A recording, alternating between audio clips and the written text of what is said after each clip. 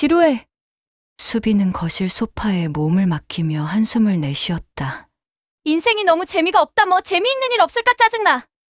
샤넬 부티크백이 소파 옆에 무심히 놓여 있었고 테이블 위엔 방금 받은 까르띠에 목걸이가 벨벳 상자에 담긴 채 빛나고 있었다. 아줌마 청소 좀 깨끗이 해요. 이게 뭐예요? 아, 짜증나. 26의 수빈에게 이 모든 것은 당연한 일상이었다. 아버지 이 회장이 운영하는 건설회사 덕분에 수빈은 태어날 때부터 풍족함을 누려왔다. 일을 할 필요도, 돈을 벌 걱정을 할 필요도 없었다. 명품은 옷장을 가득 채웠고 해외여행은 연중 행사였다. 수빈아, 나왔어? 강남구 청담동의 고급 아파트 펜트하우스. 한강이 내려다 보이는 거대한 창가에 서 있던 이수빈은 손목에 찬 에르메스 시계를 살짝 내려다보았다. 오후 3시, 친구들과의 브런치 약속까지 2시간이나 남았다. 현관문이 열리며 들려온 목소리에 수빈은 고개를 돌렸다. 민기였다. 단정한 청바지에 낡은 가디건을 입은 그가 조심스럽게 집 안을 둘러보고 있었다. 왜 왔어? 수빈은 별로 반갑지 않다는 듯 대답했다. 오늘 작업실에서 그림 그린다고 하지 않았어? 응, 그런데 너 보고 싶어서. 민기는 수줍게 미소 지었다. 이거 너한테 주려고 가져왔어. 그의 손에는 작은 캔버스가 들려 있었다. 수빈이 좋아하는 장미를 그린 작은 그림이었다. 물감이 아직 완전히 마르지 않았는지 은은한 냄새가 났다. 그딴 그림 다시는 가지고 오지 마! 수빈은 그림을 받아들었지만 별다른 감동은 느끼지 못했다. 또 장미네. 다른 건 못 그려? 민기의 표정이 살짝 어두워졌다. 너가 장미를 좋아한다고 해서. 농담이야. 수빈은 무심히 그림을 테이블에 놓았다. 까르띠에 목걸이 상자 옆에 놓인 그 그림은 왠지 초라해 보였다. 박민기, 홍익대의 미대를 나온 무명화가 수빈과 민기의 만남은 6개월 전 대학 동문 모임에서 시작됐다. 다른 동기들이 대기업에 취직하거나 유학을 준비할 때 민기만은 홀로 예술가의 길을 걸었다. 옥탑방에서 그림을 그리며 하루하루를 버텨나가는 그였다. 처음엔 그의 순수함이 신선했다. 돈이나 조건을 따지지 않고 오직 수빈만을 바라보는 그의 눈빛이 새로웠다. 하지만 6개월이 지난 지금 그 신선함은 점점 부담으로 다가왔다. 수빈아, 저녁에 시간 있어? 맛있는 파스타집 알아뒀는데. 어디? 홍대 근처에 있는 작은 이탈리안 레스토랑이야. 분위기 정말 좋더라. 수빈은 코웃음을 쳤다. 홍대! 거기까지 가서 파스타를 먹자고? 그게 민기는 머리를 긁적였다. 사실 그 집이 좀 저렴해서. 됐어. 수빈은 단호하게 말했다. 오늘 친구들이랑 약속 있어서 안 돼. 그리고 민기야, 우리 만날 때마다 돈 걱정하는 거 좀 그렇지 않아? 민기는 당황한 표정을 지었다. 돈 걱정이라니. 아니면 뭐야? 맨날 저렴한 곳, 할인받는 곳만 찾잖아. 나는 그런 곳에서 밥 먹는 거 불편해. 미안해. 수빈아, 내가 능력이 부족해서. 능력 부족하다는 걸 알면 더 노력해야지. 수빈의 목소리에 짜증이 묻어났다. 다른 사람들은 다 취직해서 돈 벌고 사는데 너만 그림 그리겠다고 고집 피우면서 옥탑방에서 어떻게 살겠다는 거야? 민기는 아무 말도 하지 못했다. 수빈은 그런 그의 모습이 더욱 답답했다. 내가 왜 이런 말까지 해야 하지? 아씨, 짜증나. 나 나갈 준비해야 해. 너도 가. 수빈아, 민기가 조심스럽게 불렀다. 우리 사이가 요즘 이상한 것 같은데 대화를 좀 해봤으면 좋겠어. 무슨 대화? 할 말 있으면 해와. 나 너를 정말 사랑해. 돈이나 조건 같은 건 중요하지 않아. 우리가 함께 있으면 그것만으로도. 그것만으로도 뭐? 수빈은 민기를 쏘아보았다. 사랑만으로 밥을 먹고 살겠다는 거야? 옥탑방에서 평생 그림만 그리면서? 시간을 좀 더 달라. 내가 꼭 성공해서 너한테 좋은 환경을 만들어줄게. 언제? 몇 년 후? 아니면 몇십 년 후? 수빈은 차가운 표정으로 민기를 내려다보았다. 30이 넘도록 그림만 그리겠다고 고집하는 남자와 미래를 설계한다는 것이 현실적으로 불가능해 보였다. 민기야, 우리 좀 거리를 두자. 나는 지금 다른 것들을 생각해야 할 시기인 것 같아. 다른 것들이 뭐야? 결혼 말이야. 수빈은 냉담하게 말했다. 아버지가 좋은 사람 소개해 주신다고 하시더라. 안정적이고 미래가 보장된 사람. 민기의 얼굴이 하얗게 변했다. 결혼? 갑자기 왜? 갑자기가 아니야. 원래 우리 집은 그런 식으로 해왔어. 사랑 같은 건 결혼 후에도 충분히 생기는 거고, 그보다는 현실적인 조건들이 더 중요하지.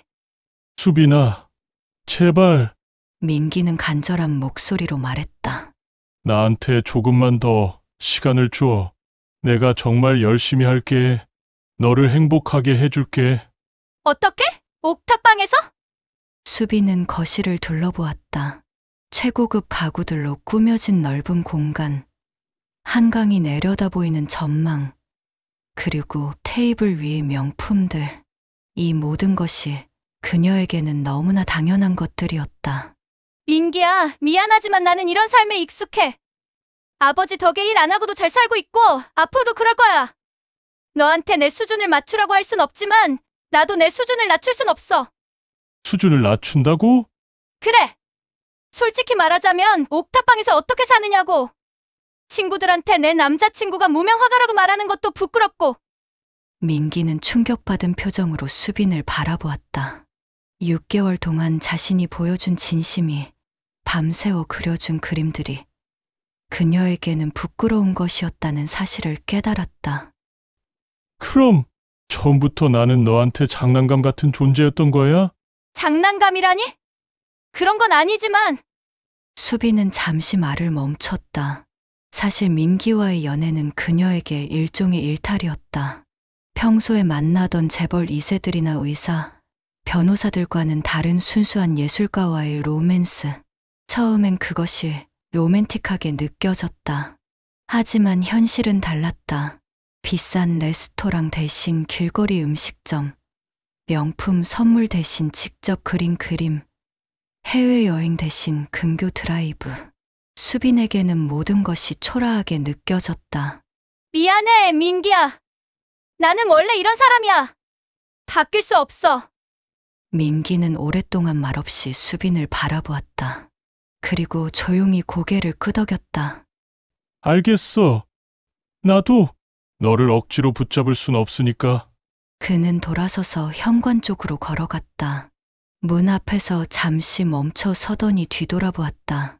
수빈아, 마지막으로 한 가지만 물어볼게. 뭐? 너는 정말 행복해? 수빈은 대답하지 않았다. 민기는 쓸쓸한 미소를 지으며 문을 열었다. 행복하길 바랄게, 진심으로. 진심으로. 문이 닫히는 소리와 함께 민기는 사라져다. 수빈은 혼자 남은 거실에서 잠시 멍하니 서 있었다. 테이블 위에 장미 그림이 눈에 들어왔다. 왠지 마음이 답답해졌지만 그녀는 곧 고개를 저었다. 이게 맞아. 현실적으로 생각해야지. 수빈은 화장대 앞에 앉아 메이크업을 고치기 시작했다. 2시간 후면 친구들과의 브런치가 기다리고 있었다. 모두 그녀와 비슷한 환경의 친구들이었다. 명품으로 치장하고 고급 레스토랑에서 수다를 떨며 서로의 남자친구 자랑을 하는 그런 자리. 민기 얘기는 하지 말아야겠다. 수빈은 거울 속에 자신을 바라보며 다짐했다. 이미 끝난 일이었다. 곧 아버지가 소개해줄 조건 좋은 남자와 만날 것이고 그 사람과 결혼해서 지금보다도 더 풍족한 삶을 살 것이다. 사랑? 그런 건 드라마에나 나오는 이야기다. 현실에서는 조건이 더 중요하다. 수빈은 립스틱을 바르며 자신에게 그렇게 말했다. 잘 된 거야. 이게 맞다고. 하지만 왠지 가슴 한편이 허전했다. 마치 중요한 무언가를 놓쳐버린 것 같은 느낌이었다. 창밖으로 한강이 유유히 흘러가고 있었다. 민기는 지금쯤 옥탑방으로 돌아가 또 그림을 그리고 있을 것이다. 그런 생각을 하니 괜히 마음이 무거워졌다. 하지만 수비는 곧 그 생각을 떨쳐냈다. 완벽한 인생을 위해서는 완벽한 선택이 필요하다. 쇼핑이나 가서 기분이나 풀어야겠다. 그리고 그녀는 자신의 선택이 옳다고 확신했다. 적어도 그 순간까지는 뒤늦은 감정, 뒤틀린 선택, 균열의 시작. 수비는 민기가 건넨 따뜻한 커피 잔을 받아들며 이간을 살짝 찌푸렸다. 종이컵이었다. 그녀가 즐겨 마시는 것은 호텔 라운지의 고급 도자기 잔에 담긴 프리미엄 원두였는데 민기가 편의점에서 사온 1,000원짜리 커피는 왠지 모르게 입맛에 맞지 않았다. 고마워! 수비는 억지로 미소를 지으며 말했다. 민기의 눈빛에 담긴 순수한 애정을 보면서도 가슴 한편에서는 설명할 수 없는 답답함이 올라왔다. 수빈아, 오늘 새 작품을 완성했어. 보여줄까? 민기는 들뜬 목소리로 말했다. 그의 손톱 밑에는 물감이 끼어 있었고 옷에도 여기저기 얼룩이 묻어 있었다. 수비는 무의식 중에 한 발짝 뒤로 물러섰다. 나중에 봐도 되지 않을까? 오늘은 좀 피곤해서. 민기의 얼굴에 스쳐 지나간 실망감을 수빈이 놓칠 리 없었다. 하지만 그녀는 모른 척했다. 아니, 모른 척하고 싶었다. 민기의 진심이 부담스러웠기 때문이다. 현실이라는 핑계. 몇 주 후, 수빈은 민기의 작업실을 처음 방문했다. 좁은 계단을 올라가며 그녀는 코를 찌푸렸다. 곰팡이 냄새와 페인트 냄새가 섞인 공기가 코를 찔렀다. 민기가 자랑스럽게 열어준 문 너머로 보인 것은 겨우 10평 남짓한 옥탑방이었다. 어떻게 생각해? 월세는 좀 비싸지만 채광이 좋아서 그림 그리기엔 최고야. 민기는 환한 미소를 지으며 말했다. 수비는 말없이 방을 둘러봤다. 천장이 낮아서 팔을 뻗으면 닿을 것 같았고 벽 한쪽에는 물이 새어 얼룩이 져 있었다. 바닥에는 캔버스들이 여기저기 놓여 있었고 간이 침대 옆에는 라면 박스가 쌓여 있었다. 여기서 어떻게 사니? 수빈의 입에서 나온 말은 그녀 자신도 놀랄 만큼 날카로웠다. 민기의 미소가 조금씩 사라졌다. 뭐가 어때서? 나는 여기서 충분히 행복해. 행복해? 수빈은 비웃듯 웃었다. 민기야, 현실을 봐. 이게 정상적인 삶이라고 생각해? 30살이 다 되어가는데 이런 곳에서. 수빈아, 민기가 조용히 불렀다. 돈이 전부는 아니야. 나는 내가 좋아하는 일을 하면서 살고 있어. 그리고 널 사랑하고 있고. 수빈은 가슴이 답답해졌다. 민기의 말이 틀렸다고 할 수는 없었지만 왠지 모르게 화가 났다. 사랑으로 밥 먹고 살 수 있다고 생각해? 그날 밤 수빈은 자신의 펜트하우스 침실에서 천장을 바라보며 잠 못 이뤘다. 민기의 상처받은 표정이 계속 머릿속에 맴돌았지만 동시에 그의 현실이 주는 불안감도 떨쳐낼 수 없었다. 이중생활의 시작. 수빈아, 남자친구는 뭐 하는 사람이야? 대학 동창들과의 모임에서 나온 질문에 수빈은 잠시 멈칫했다. 고급 레스토랑에서 만난 친구들은 모두 의사, 변호사, 대기업 간부의 아내들이었다. 그들 사이에서 무명 화가라는 단어를 꺼내기가 쉽지 않았다. 미술 관련 일을 해. 갤러리 운영해? 아니면 미술품 딜러? 비슷한 거야. 수빈은 애매하게 넘어갔다. 거짓말은 아니었다. 기술적으로는 미술 관련 일이 맞았으니까. 하지만 그 순간 수빈은 자신이 민기를 부끄러워하고 있다는 사실을 깨달았다. 그리고 그런 자신이 한심하다는 생각이 들었지만 동시에 어쩔 수 없다고 느꼈다. 이것이 현실이었으니까. 혹시 결혼은 언제 할 거야? 또 다른 친구가 물었다. 아직 확실하지 않아. 수빈은 손에 든 와인 잔을 빙빙 돌리며 답했다. 실제로 민기는 몇 번 결혼 이야기를 꺼냈었다. 하지만 수빈은 매번 시기상조라며 화제를 돌렸다. 결혼을 하면 민기의 현실을 완전히 받아들여야 한다는 의미였고, 그녀는 아직 그럴 준비가 되지 않았다. 거리감의 확산. 수빈아, 요즘 너 좀 이상해. 민기가 조심스럽게 말을 꺼냈다. 뭔가 나를 피하는 것 같아. 둘은 한강 공원을 걸으며 대화하고 있었다. 민기가 제안한 데이트 코스였는데 수빈은 내심 호텔 라운지나 고급 레스토랑을 기대했었다. 무슨 소리야? 피하긴 왜 피해? 수빈은 시큰둥하게 답했다. 그냥 요즘 바빠서 그래. 뭐가 그렇게 바빠? 넌 일도 안 하잖아. 순간 수빈의 걸음이 멈췄다. 민기의 말은 사실이었지만 그렇게 직설적으로 들으니 기분이 상했다. 일 안 한다고? 나도 나름 바쁘게 살고 있어. 미안. 그런 뜻이 아니었어. 민기가 서둘러 사과했다. 다만 우리가 예전만큼 자주 못 만나는 것 같아서. 예전이 언제인데? 수빈의 목소리에 짜증이 섞여 들어갔다. 우리 사귄 지 얼마나 됐다고 벌써 예전 타령이야? 민기는 더 이상 말하지 않았다. 하지만 그의 눈빛에서 수빈은 상처를 읽을 수 있었다. 그리고 그 상처가 자신 때문이라는 것도 알고 있었다. 하지만 사과하지는 않았다. 오히려 더 화가 났다. 왜 자신이 미안해해야 하는지 이해할 수 없었다. 결정적 순간, 전환점은 친구의 결혼식에서 왔다. 화려한 호텔에서 열린 결혼식에 수빈은 혼자 참석했다. 민기도 초대하려 했지만 마지막 순간에 급한 일이 생겼다며 거짓말을 했다. 수빈아, 남자친구는 왜 안 왔어? 신부의 친구가 물었다. 일이 있어서 못 왔어. 수빈은 자연스럽게 거짓말했다. 하지만 피로연이 진행되면서 수빈은 점점 불편해졌다. 모든 커플들이 함께 와서 행복해하는 모습을 보니 혼자 온 자신이 초라해 보였다. 그리고 그 이유가 민기 때문이라는 생각에 더욱 기분이 나빠졌다. 집에 돌아온 수빈에게 민기가 전화했다. 수빈아, 결혼식 어떻게 끝났어? 재미있었어? 그냥 그랬어. 수빈은 퉁명스럽게 답했다. 나도 갔으면 좋았을 텐데 정말 급한 전시 준비 때문에. 전시? 수빈이 비웃었다. 누가 보러 와?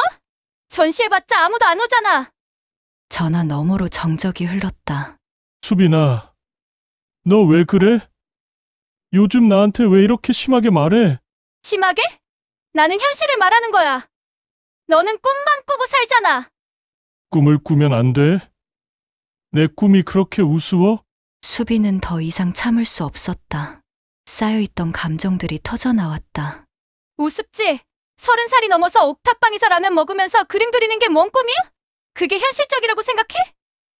이별의 선언. 그럼 나랑 헤어지자는 거야? 민기의 목소리가 떨렸다. 수빈은 잠시 망설였다. 정말로 그런 뜻이었을까? 하지만 이미 던진 말들을 되돌릴 수는 없었다. 우리 좀 다른 것 같아. 추구하는 가치관이 달라. 가치관? 민기가 웃었다. 하지만 그 웃음에는 슬픔이 가득했다. 내가 추구하는 건 돈이고 내가 추구하는 건 사랑이라는 뜻이야? 그렇게 단순하게 생각하면 안 돼. 현실적으로 생각해봐. 우리가 결혼한다면 나는 뭘 하면서 살아야 해? 너는 언제까지 그런 식으로 살 거야? 나는 변할 거야. 언젠가는 인정받을 거고 성공할 거야.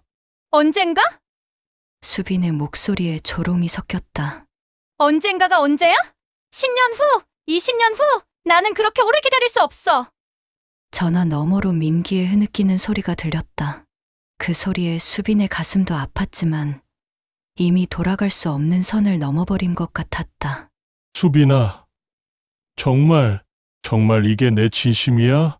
수빈은 눈을 감았다. 응, 미안해. 전화가 끊어진 후 수빈은 소파에 주저앉았다. 가슴이 텅 빈 것 같았지만 동시에 어떤 해방감도 느꼈다. 이제 더 이상 민기의 현실을 감당하지 않아도 되었다. 더 이상 그의 꿈에 맞춰 살지 않아도 되었다. 하지만 왜인지 눈물이 났다. 그 눈물이 후회 때문인지 아니면 안도감 때문인지 수빈 자신도 알 수 없었다. 다만 한 가지는 확실했다. 그녀는 사랑보다 현실을 선택했다는 것이다. 창밖으로 보이는 도시의 불빛들이 유난히 차갑게 느껴지는 밤이었다. 또 다른 진실, 또 다른 남자, 새로운 시작이라는 착각. 민기와 헤어진 지 2달이 지났다. 수빈은 자신이 올바른 선택을 했다고 스스로를 위로했다. 더 이상 옥탑방 냄새를 맡을 필요도, 편의점 커피를 마실 필요도 없었다. 그녀는 다시 자신의 세계로 돌아갔다. 강남의 고급 카페에서 라떼를 마시며 수빈은 창밖을 바라보았다. 명품 가방들을 든 여성들이 오가고 고급 수입차들이 줄지어 서 있는 풍경이 그녀에게는 훨씬 자연스러웠다. 역시 이게 내 자리야라고 생각하며 만족스러운 미소를 지었다. 그때 옆 테이블에서 누군가 그녀를 바라보고 있다는 것을 느꼈다. 고개를 돌린 수빈의 시선이 한 남자와 마주쳤다. 40대 초반쯤 되어 보이는 그는 명품 정장을 입고 있었고 손목에는 비싼 시계가 빛나고 있었다. 실례합니다. 혹시 시간 있으시면 커피 한 잔 더 어떠세요? 남자가 정중하게 말했다. 수빈은 잠시 망설였다. 하지만 그의 세련된 외모와 품격 있는 말투에 이끌렸다. 민기와는 확실히 다른 종류의 남자였다. 강우진이라고 합니다. 남자가 명함을 건넸다. 대기업 임원이라고 적혀 있었다. 현실적인 남자의 등장. 우진은 수빈이 그동안 만나보지 못한 타입의 남자였다. 고급 레스토랑을 예약해주고 값비싼 선물을 건네며 무엇보다 수빈의 라이프 스타일을 이해하고 받아들였다. 수빈 씨는 정말 품격이 있으세요. 어떻게 기르신 거죠? 우진이 칭찬했다. 그냥 태어날 때부터 이런 환경에서 자라서요. 수빈은 겸손한 척하며 답했다. 우진의 시선에서 읽히는 감탄이 기분 좋았다. 역시 타고나는 게 있나 봐요. 저도 사업하면서 많은 여성들을 만나봤지만 수빈 씨 같은 분은 처음이에요.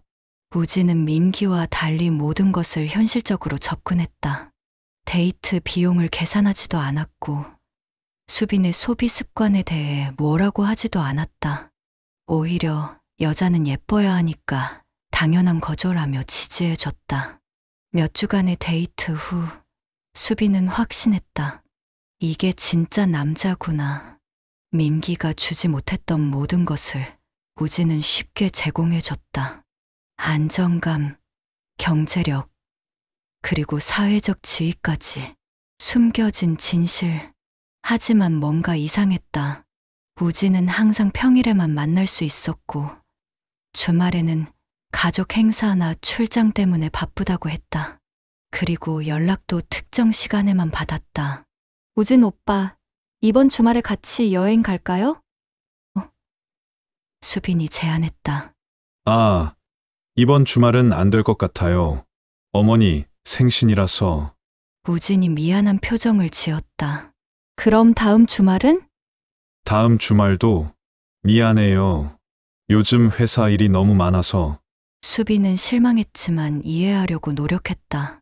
성공한 남자는 바쁘다는 게 당연하지 않을까. 그런데 어느 날 우진의 차에서 이상한 물건을 발견했다. 뒷좌석에 아이용 장난감이 떨어져 있었다. 이거 뭐예요? 수빈이 장난감을 들어보였다. 우진의 얼굴이 순간 굳었다. 아, 그거 조카 거예요. 얼마 전에 태워다 준 적이 있어서.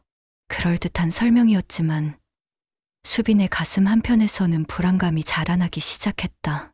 진실의 발각. 진실은 가장 예상치 못한 순간에 드러났다.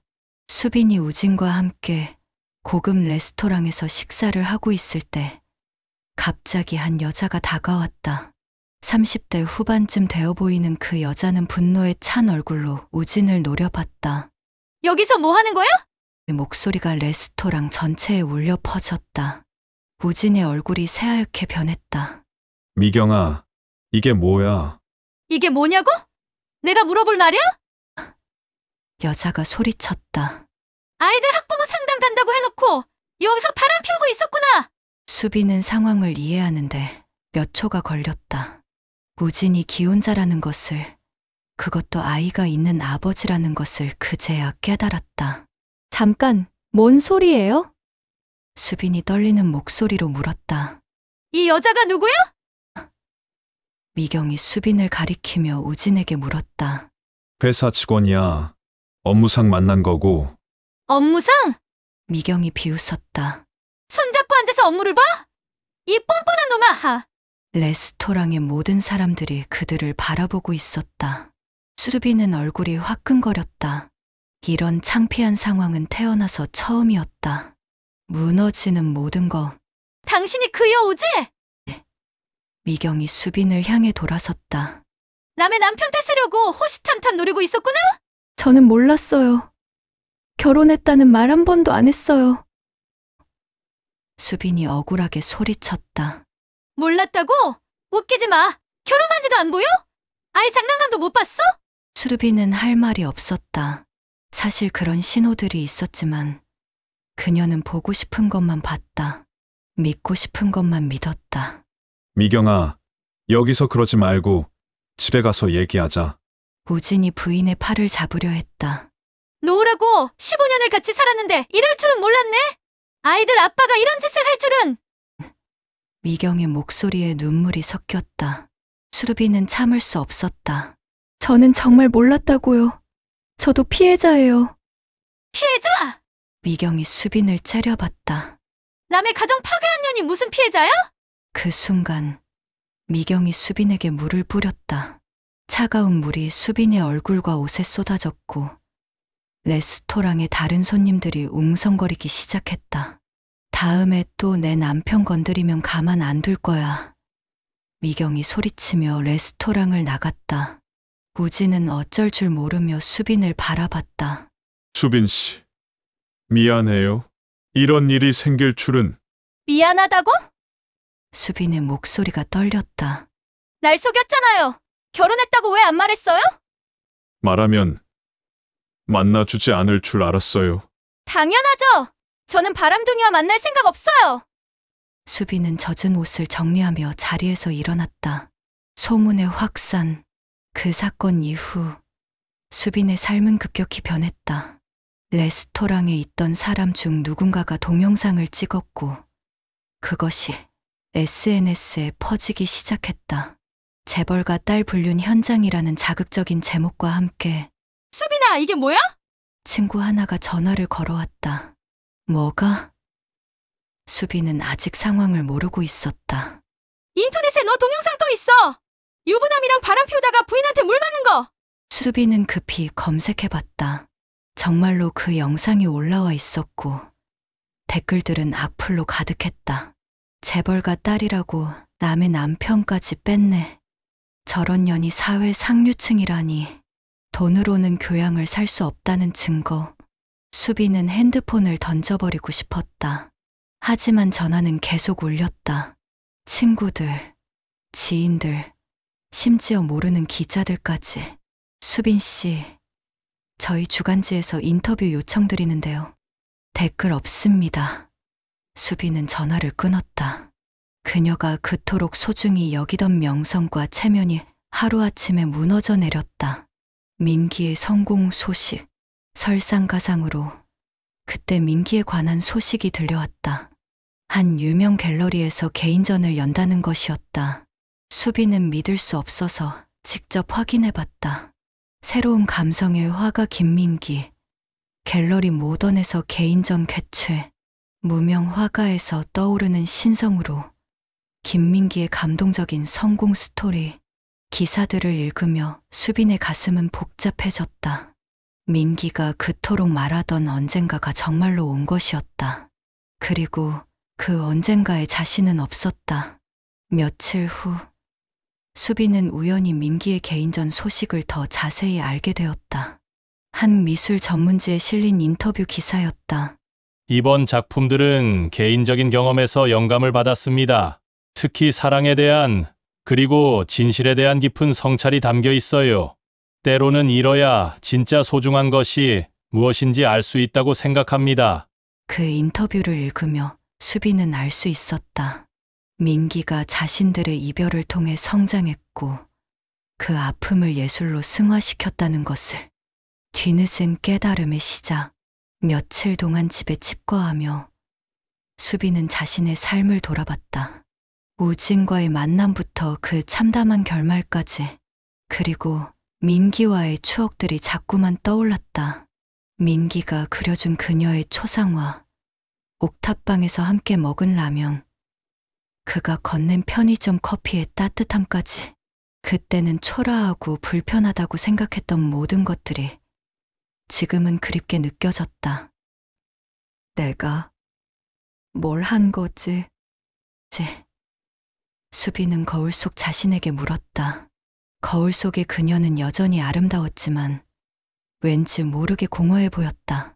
명품 옷과 액세서리로 치장했지만 그 안에 진짜 자신이 있는지 확신할 수 없었다. 그리고 마침내 깨달았다.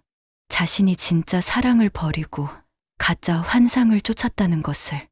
민기의 가난은 일시적이었지만 우진의 거짓말은 영원할 뻔했다는 것을. 하지만 이미 늦었다. 민기는 성공가도를 달리고 있었고 자신은 추문에 휩싸인 채 모든 것을 잃어가고 있었다. 그날 밤 수빈은 처음으로 진심 어린 후회의 눈물을 흘렸다. 그 눈물에는 민기에 대한 그리움과 자신의 어리석음에 대한 자책이 담겨 있었다. 새로운 시작을 위한 복선. 며칠 후 수빈은 결심했다. 민기의 개인전에 가보기로 한 것이다. 그를 다시 되찾을 수 있을지는 모르지만 최소한 사과는 해야 했다. 그리고 자신이 버린 것이 얼마나 소중한 것이었는지 확인하고 싶었다. 하지만 그녀는 아직 모르고 있었다. 민기의 곁에 새로운 사람이 있다는 것을. 그리고 자신이 상상했던 것보다 훨씬 더 큰 시련이 기다리고 있다는 것을. 수빈의 진짜 시험은 이제 시작된 것이었다. 역전의 순간, 갤러리로 향하는 발걸음. 수빈은 갤러리 앞에서 한참을 망설였다. 검은 선글라스와 모자로 얼굴을 가렸지만 여전히 누군가 알아볼까봐 두려웠다. 며칠 전 터진 스캔들로 인해 그녀의 얼굴은 이미 온라인에서 유명해져 있었다. 김민기 개인전 잃어버린 시간들. 갤러리 입구에 걸린 현수막을 보며 수빈의 가슴이 두근거렸다. 민기가 정말로 성공한 것이다. 그토록 무시했던 그의 꿈이 현실이 된 것이다. 갤러리 안으로 들어서자 놀라운 광경이 펼쳐졌다. 평일 오후임에도 불구하고 많은 사람들이 작품을 감상하고 있었다. 미술 애호가들뿐만 아니라 젊은 연인들, 중년 부부들까지 다양한 연령층의 관람객들이 민기의 그림 앞에서 진지하게 토론하고 있었다. 수빈은 조심스럽게 안쪽으로 걸어갔다. 벽에 걸린 그림들을 보는 순간 그녀는 숨이 막혔다. 민기의 그림은 완전히 달라져 있었다. 예전에 어설프고 아마추어 같던 느낌은 온데간데 없고 재심 깊이 있는 감정과 성숙한 기법이 느껴지는 작품들이 벽을 가득 채우고 있었다. 작품 속에 담긴 이야기들. 첫 번째 작품의 제목은 기다림이었다. 옥탑방 창문 너머로 보이는 도시의 야경을 그린 그림이었는데 그 안에는 말로 표현할 수 없는 외로움과 희망이 동시에 담겨 있었다. 수빈은 그 그림을 보며 민기가 혼자 보냈을 수많은 밤들을 떠올렸다. 두 번째 작품, 빈 의자는 더욱 마음을 아프게 했다. 카페의 작은 테이블에 놓인 두 개의 의자 중 하나는 비어 있었고 다른 하나에는 누군가 앉아 있었던 흔적만 남아 있었다. 테이블 위에는 식은 커피 두 잔이 놓여 있었다. 이 작품은 작가의 개인적인 경험을 바탕으로 한 거래요. 옆에서 누군가 설명하는 소리가 들렸다.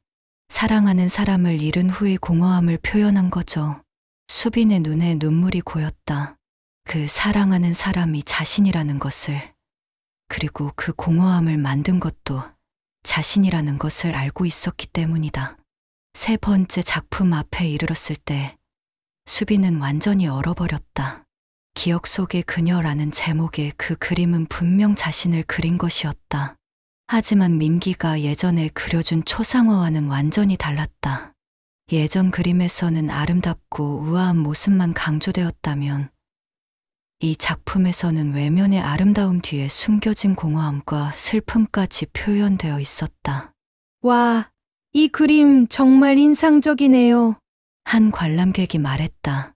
아름다운데 동시에 슬퍼 보여요. 작가가 진짜 사랑했던 사람을 그린 것 같아요. 다른 관람객이 답했다. 수빈은 그 자리에서 움직일 수 없었다. 민기의 눈에 비친 자신이 이런 모습이었구나.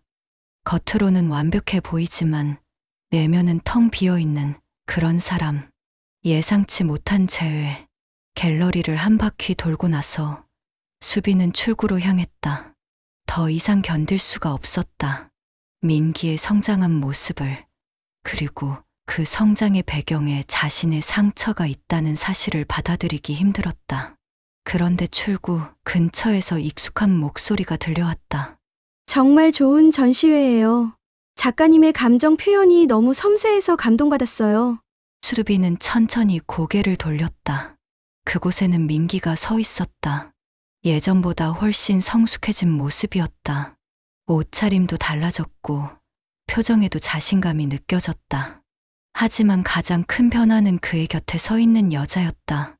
20대 후반쯤 되어 보이는 그 여자는 수빈처럼 화려하지는 않았지만 자연스럽고 따뜻한 미소를 가지고 있었다. 그녀가 민기를 바라보는 눈빛에는 진심 어린 애정이 담겨 있었고 민기 역시 그녀를 대하는 모습이 편안해 보였다. 민기야, 내가 이렇게 유명해질 줄 몰랐어. 여자가 민기의 팔을 살짝 잡으며 말했다. 아직 멀었어. 하지만 예전보다는 많이 나아졌지. 민기가 웃으며 답했다. 수빈은 그 장면을 보며 가슴이 찢어지는 것 같았다. 예전에 자신이 민기와 함께 있을 때는 한 번도 보지 못했던 표정이었다. 진정으로 행복해하는 민기의 모습. 뒤늦은 접근. 수빈은 용기를 내서 민기에게 다가갔다. 선글라스를 벗고 모자를 내려놓았다. 민기야, 민기가 고개를 돌렸다. 수빈을 보는 순간 그의 표정이 굳었다. 놀라움, 당황함, 그리고 복잡한 감정들이 그의 얼굴을 스쳐 지나갔다. 수빈, 너 여기 왜? 전시회 보러 왔어. 정말 정말 대단해졌구나. 수빈의 목소리가 떨렸다.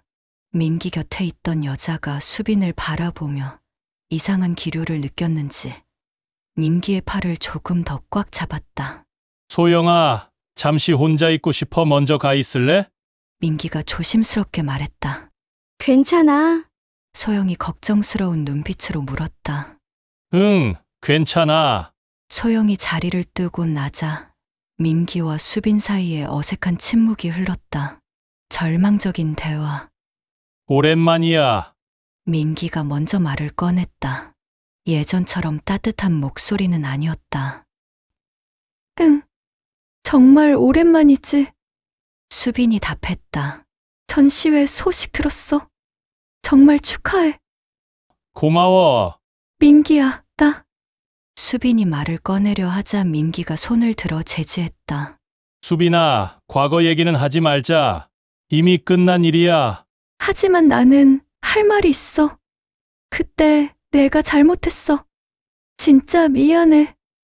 민기는 쓴웃음을 지었다. 미안하다고? 지금 와서? 늦은 거 알아. 하지만 정말 후회하고 있어. 내가 말한 게 다 맞았어. 사랑이 조건보다 중요하다는 것도, 돈이 전부가 아니라는 것도. 그걸 깨달았다고? 민기의 목소리에 비웃음이 섞였다. 유부남과 바람 피우다가 망신당한 뒤에야? 수빈의 얼굴이 빨개졌다. 민기도 그 소식을 알고 있었던 것이다. 그건 내가 속은 거야. 그 사람이 결혼한 줄 몰랐어. 몰랐다고? 민기가 고개를 저었다. 수빈아, 넌 여전해. 항상 변명부터 하는구나.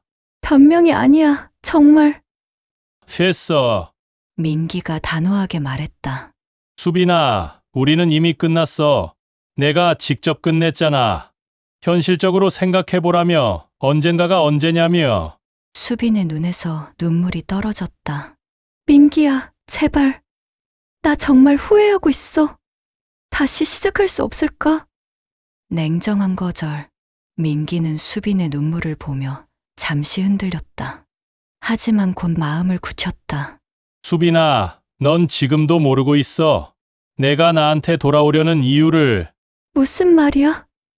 넌 날 사랑해서가 아니라 내가 실패했기 때문에 돌아오려는 거야. 유부남한테 속아서 망신당했으니까 이제 와서 안전한 곳을 찾는 거지. 수빈은 할 말이 없었다. 민기의 말이 어느 정도 맞았기 때문이다.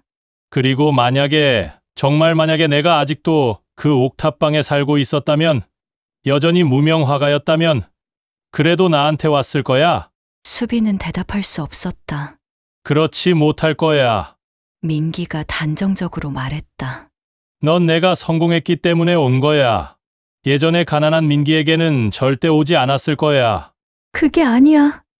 수빈이 약하게 부정했지만 자신의 목소리에도 확신이 없었다. 수빈아, 민기의 목소리가 차가워졌다. 나는 이제 달라. 예전처럼 내게 매달리지 않아. 그리고 내 곁에는 나를 진심으로 사랑해주는 사람이 있어. 그 여자가 나보다 뭐가 나아? 수빈이 질투에 찬 목소리로 물었다. 민기가 수빈을 똑바로 바라봤다.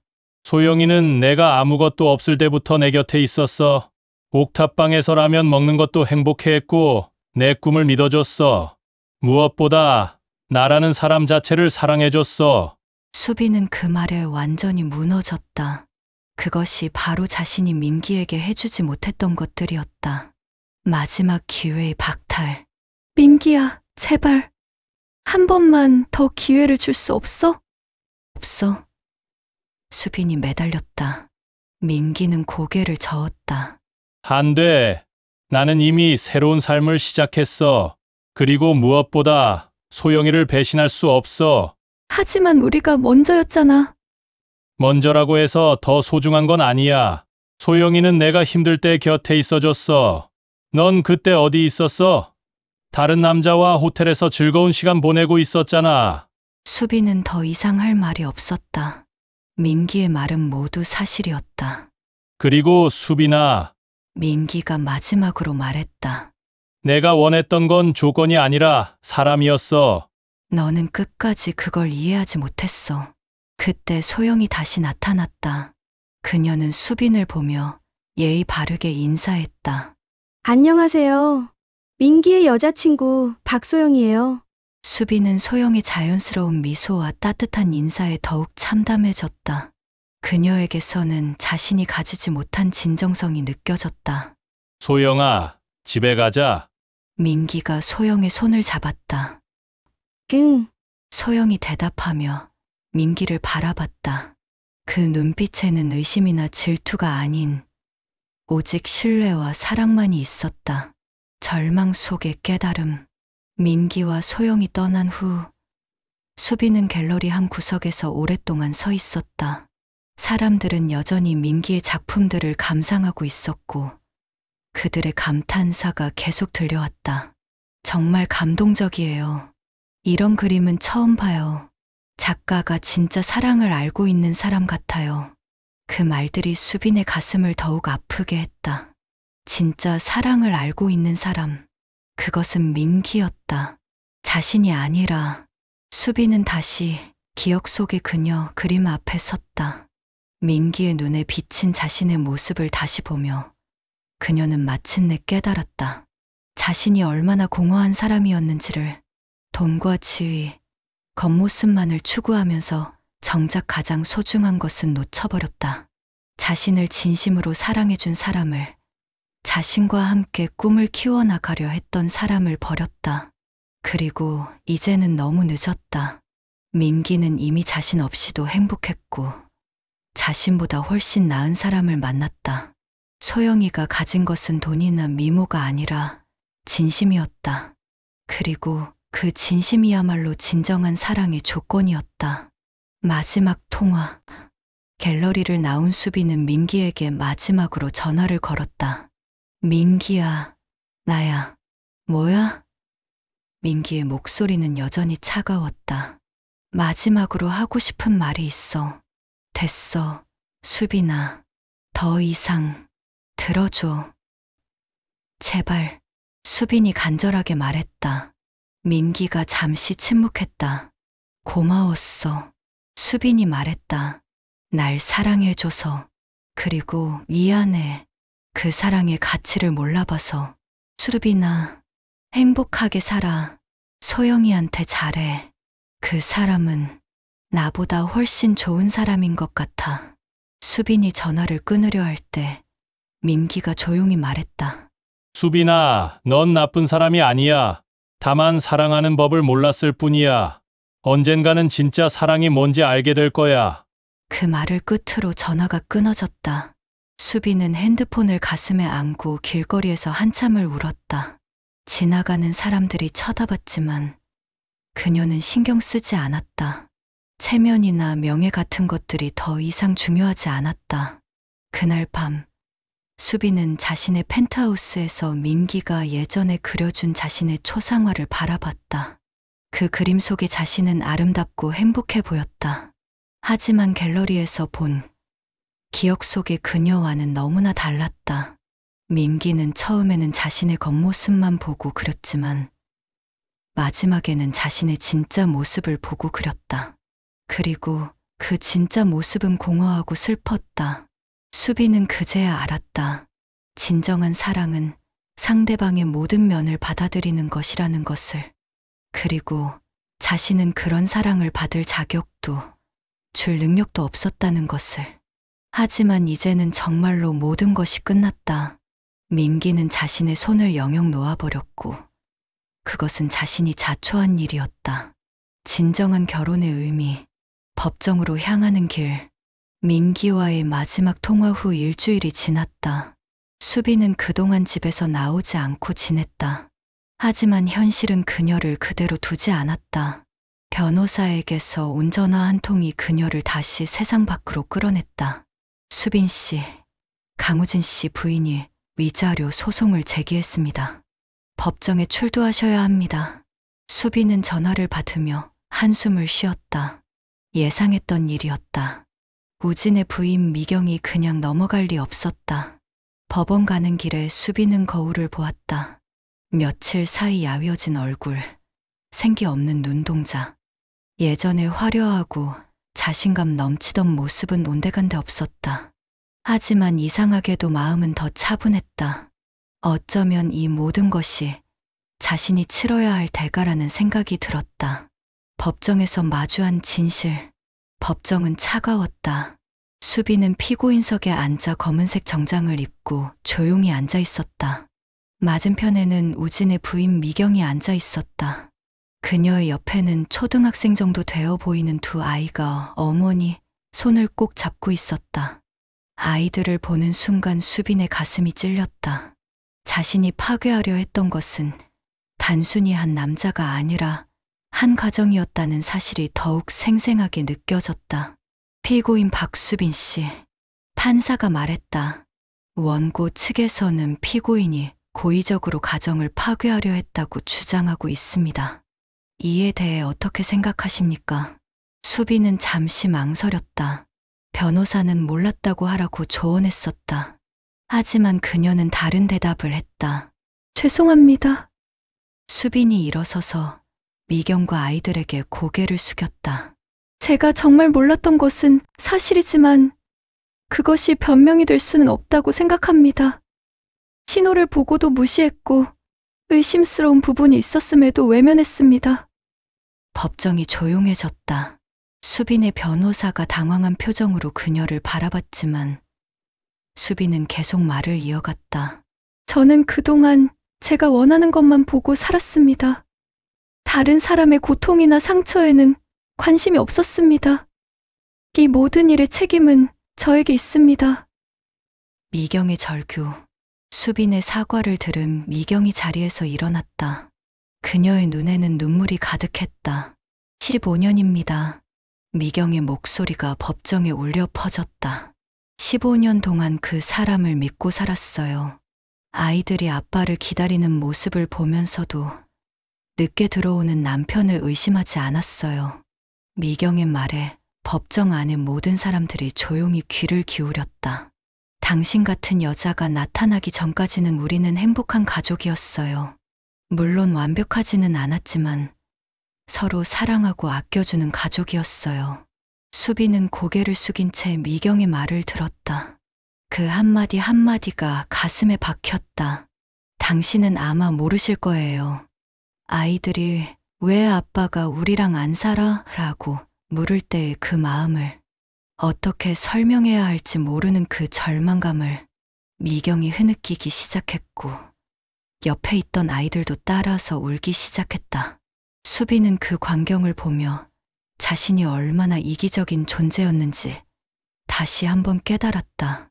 우진의 해명, 이어서 우진이 증인석에 섰다. 그는 수빈을 바라보며 복잡한 표정을 지었다. 수빈 씨에게는 정말 미안합니다. 우진이 말했다. 제가 결혼했다는 사실을 숨겼습니다. 하지만 그것도 변명일 뿐입니다. 우진의 목소리에는 후회가 가득했다. 저는 그동안 가정에 충실하지 못했습니다.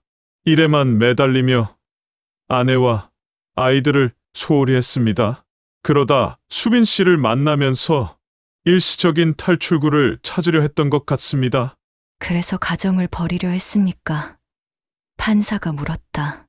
아니요. 저는 한 번도 가정을 버릴 생각은 없었습니다. 단지 현실에서 도피하고 싶었을 뿐입니다. 수빈은 우진의 말을 들으며 씁쓸했다. 자신도 결국 우진에게는 현실 도피의 수단일 뿐이었다는 사실이, 진실의 폭로, 재판이 진행되면서 더 많은 진실들이 드러났다. 우진이 수빈뿐만 아니라 다른 여성들과도 관계를 맺었다는 사실, 그리고 그가 회사 돈을 횡령했다는 사실까지. 피고인 강우진은 지난 3년간 총 5억 원의 회사 자금을 유용했습니다. 검사가 발표했다. 그 돈은 대부분 여성들과의 만남에 사용되었습니다. 수빈은 충격을 받았다. 자신이 받았던 비싼 선물들, 고급 레스토랑에서의 식사들이 모두 도둑질한 돈으로 이루어진 것이었다. 수빈 씨도 피해자라고 볼 수 있습니다. 판사가 말했다. 하지만 동시에 한 가정을 파괴하는데 일조한 것도 사실입니다. 언론의 관심, 재판 소식이 언론에 알려지면서 수빈은 다시 한번 주목을 받았다. 하지만 이번에는 더욱 혹독했다. 재벌가 딸, 횡령범과 불륜 후 법정 출두, 돈으로 살 수 없는 것들, 박수빈의 추락, 사랑인가, 탐욕인가, 충격적인 법정 고백. 기자들은 법원 출입구에서 수빈을 기다리고 있었다. 플래시가 터지고 질문들이 쏟아졌다. 수빈 씨, 재벌가 딸로서 어떻게 이런 일에 연루됐습니까? 민기 씨와의 과거 관계는 어떻게 됩니까? 앞으로 어떻게 살 계획입니까? 수빈은 아무 대답도 하지 않고 차에 올랐다. 하지만 그 과정에서 한 기자의 질문이 그녀의 귀에 꽂혔다. 진정한 사랑이 무엇이라고 생각하십니까? 가족들의 실망, 집에 돌아온 수빈을 기다리고 있던 것은 아버지의 차가운 시선이었다. 평생 처음으로 아버지가 그녀를 실망스러운 눈으로 바라보고 있었다. 수빈아, 아버지가 무겁게 입을 열었다. 내가 이런 일에 연루될 줄은 몰랐다. 아빠, 나는 내게 부족함 없이 모든 걸 해줬다고 생각했다. 그런데 왜 이런 일이 일어났을까? 수빈은 대답할 수 없었다.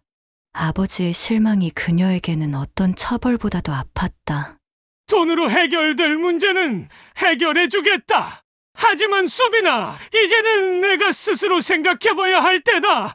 진짜 중요한 게 뭔지? 그 말을 남기고 아버지는 서재로 들어갔다. 수빈은 거실에 혼자 남아 오랫동안 생각에 잠겼다. 소영과의 우연한 만남. 며칠 후 수빈은 병원에서 정기검진을 받고 나오다가 예상치 못한 사람을 만났다. 민기의 연인 소영이었다. 그녀는 간병복을 입고 있었다. 안녕하세요. 소영이 먼저 인사했다. 여전히 따뜻한 미소였다. 안녕. 여기서 일해? 네. 간병사 일을 하고 있어요. 민기 오빠가 전시회 준비할 때 생활비를 벌기 위해 시작했는데 계속하게 되었어요.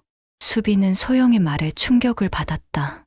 민기가 성공하기까지 그녀가 경제적으로 뒷바라지를 했다는 것이었다. 힘들지 않아? 힘들기는 하죠. 하지만 사랑하는 사람을 위해서라면 못할 일이 없어요. 소영이 자연스럽게 대답했다. 그 순간 수빈은 자신과 소영의 근본적인 차이를 깨달았다. 자신은 항상 받기만 원했는데 소영은 주는 것을 당연하게 여겼다. 수빈 씨, 소영이 조심스럽게 말을 꺼냈다. 민기 오빠 얘기 들었어요.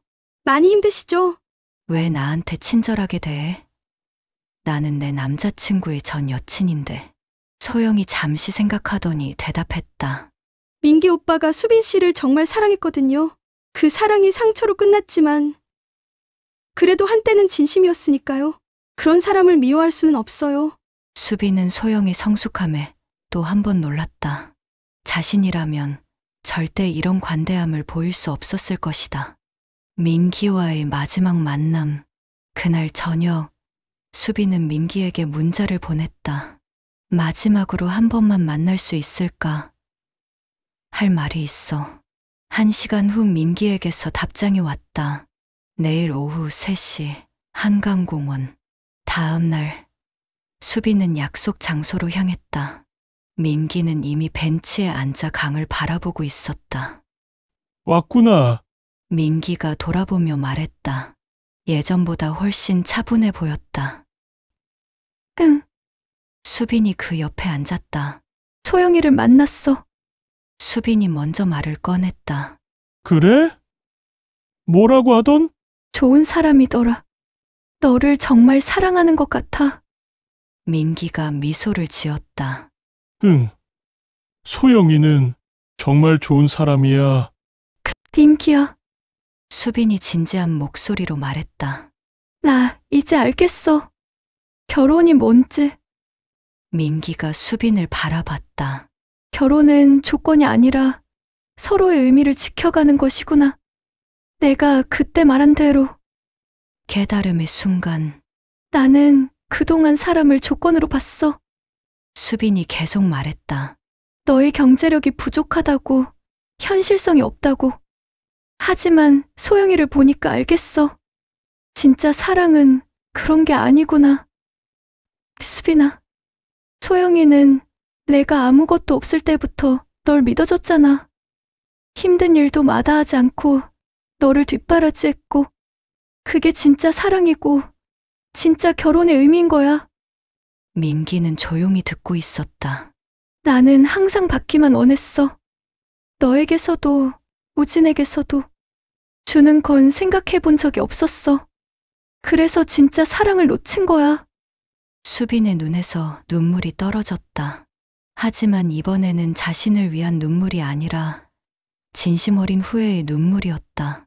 미안해, 민기야. 정말 미안해. 내 진심을 몰라봐서, 내 사랑을 함부로 대해서. 민기가 수빈의 어깨에 손을 얹었다. 수빈아, 이제라도 깨달은 것만으로도 다행이야. 용서와 화해. 민기야, 나 용서해 줄 수 있어? 민기는 잠시 생각하더니 대답했다. 이미 용서했어. 화내고 원망할 시간에 내 인생을 더 나은 방향으로 이끌어가는 게 낫다고 생각했어. 고마워. 수빈이 진심으로 말했다. 그리고 수빈아, 넌 나쁜 사람이 아니야. 단지 사랑하는 법을 배우지 못했을 뿐이야. 이제라도 배우면 돼. 어떡해? 먼저 자신을 사랑하는 법부터 배워. 진짜 자신을 말이야.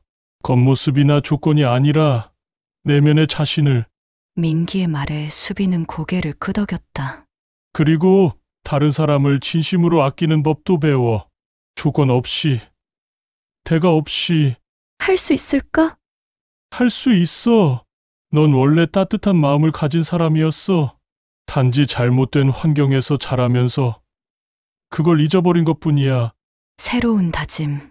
그날 이후 수빈은 완전히 달라졌다. 재판 결과 그녀는 위자료를 지급하고 사회봉사를 하게 되었다. 하지만 그녀는 그것을 처벌이 아니라 기회라고 생각했다.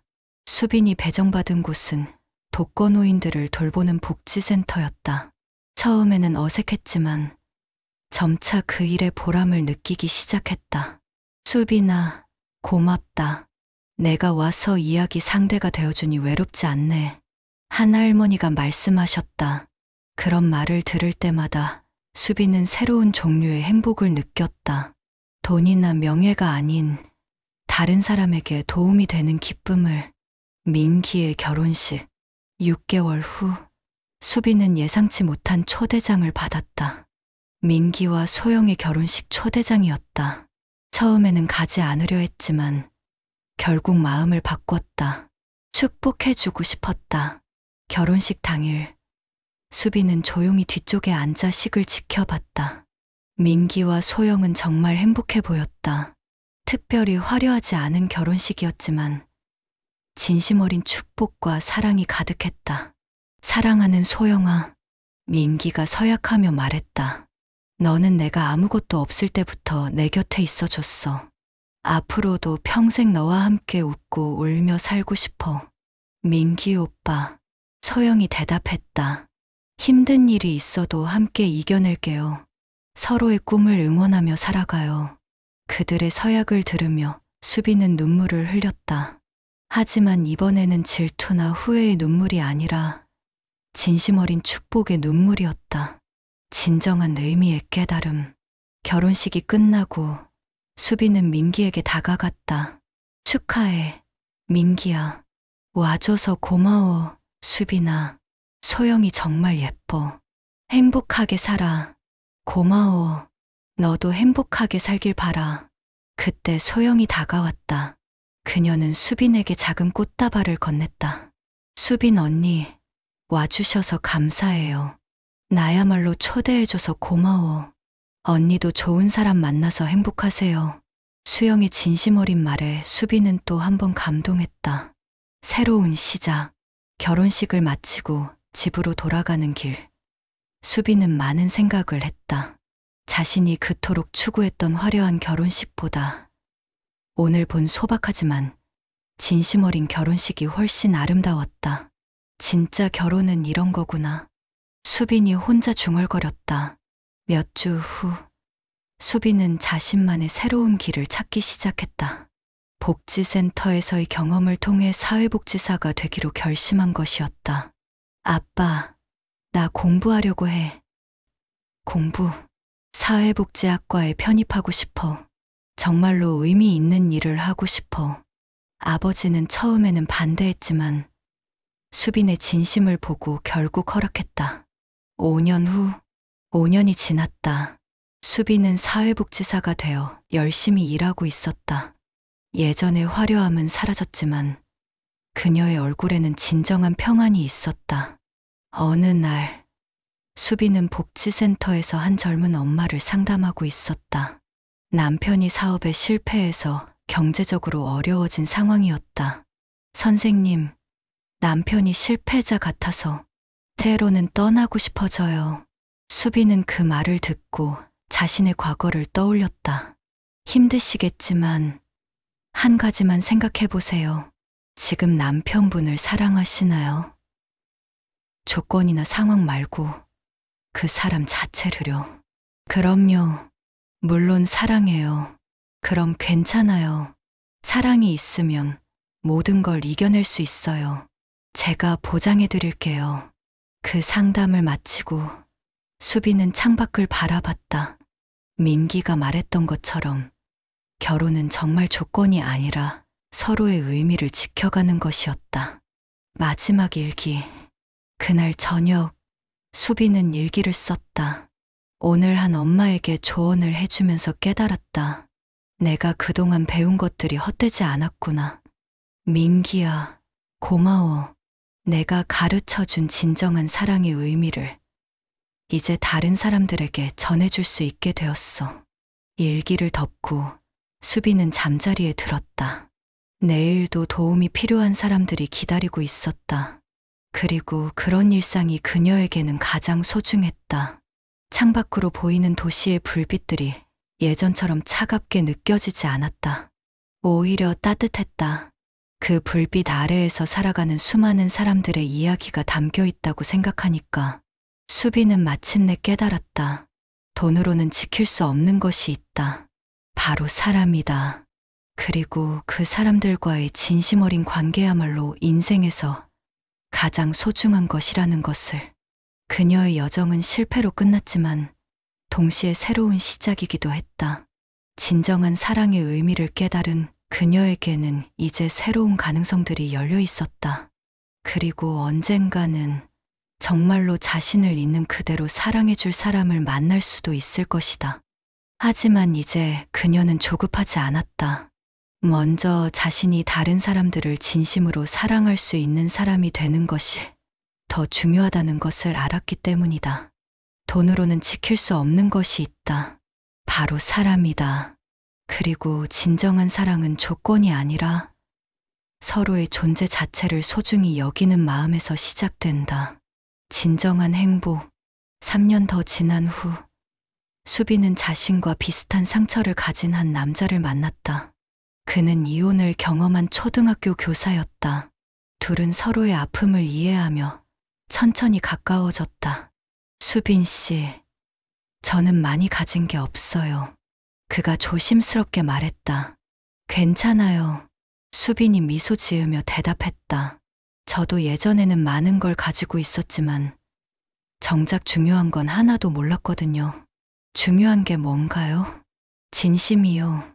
서로를 있는 그대로 받아들이고 사랑하는 마음. 그들의 사랑은 민기와 수빈의 사랑처럼 열정적이지도 우진과의 관계처럼 화려하지도 않았다. 하지만 깊고 진실했다. 그리고 무엇보다 서로를 온전히 받아들이는 사랑이었다. 수빈은 마침내 진정한 행복이 무엇인지 알게 되었다. 그리고 그 행복을 지키기 위해 매일 노력하는 사람이 되었다. 이 영상이 좋았다면 구독, 좋아요, 알림 설정 부탁드립니다. 감사합니다.